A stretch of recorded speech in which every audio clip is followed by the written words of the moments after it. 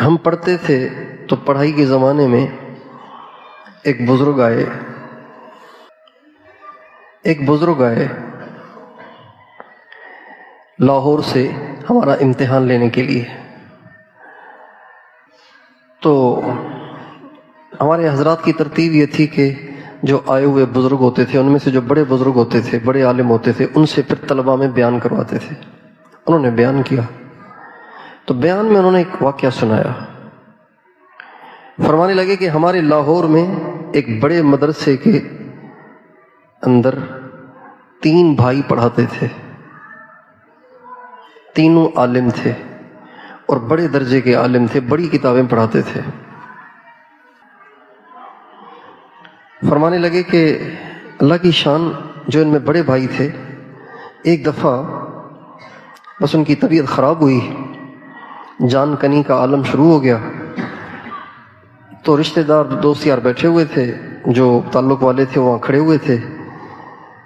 تو عین اس وقت فرمانے لگے قرآن لاؤ، قرآن لاؤ.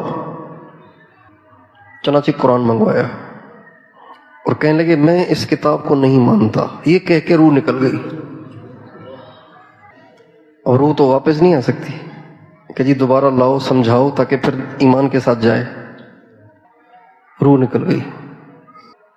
آپ بتائیں یہ کتنا بڑا حادثہ ہے.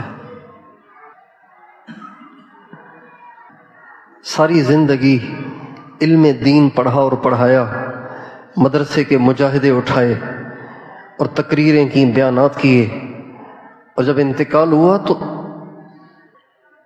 ٹھیٹھ کفر پہ چلے گئے. ٹھیٹھ کفر پہ، ملا جلا کفر بھی نہیں، خالص کفر. بہرحال بہت بڑا دھچکا تھا یہ، لوگوں کے دلوں پہ بڑا اثر تھا اس کا. کچھ زمانہ گزر گیا، بات بھول بھلائیاں ہو گئی.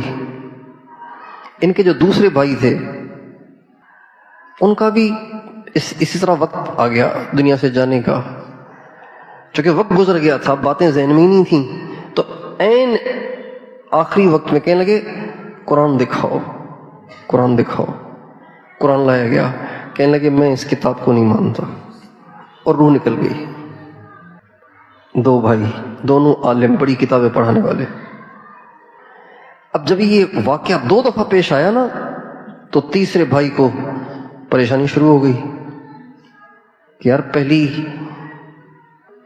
پہلے حادثے پہ تو ہم نے کہا کہ پتہ نہیں کسی وجہ سے ہوا ہوگا، یہاں تو دوسرے کا بھی یہی ہو گیا، جس کا مطلب ہے یہ تسلسل چل رہا ہے کیا. یہ پریشان، رونا دھونا شروع کر دیا، توبہ طائب ہونا شروع کر دیا، اللہ والوں کے پاس جانا شروع کر دیا. پتہ نہیں کیا ہوگا، پتہ نہیں کیا ہوگا، پتہ نہیں کیا ہوگا. ایک رات کو بہت روئے. نبی کریم صلی اللہ علیہ وسلم کی خواب میں زیارت ہوئی اور آپ نے فرمایا روتے کیوں ہو؟ کدی روتا اس پہ ہوں، ساری زندگی علم پڑھایا اور اسی حال میں چلے گئے. فرمانے لگے، اب علیہ السلام نے فرمایا جو بد نظری کرتا ہے اس کا انجام یہی تو ہوگا. اس لیے بہت گندا مرض ہے یہ،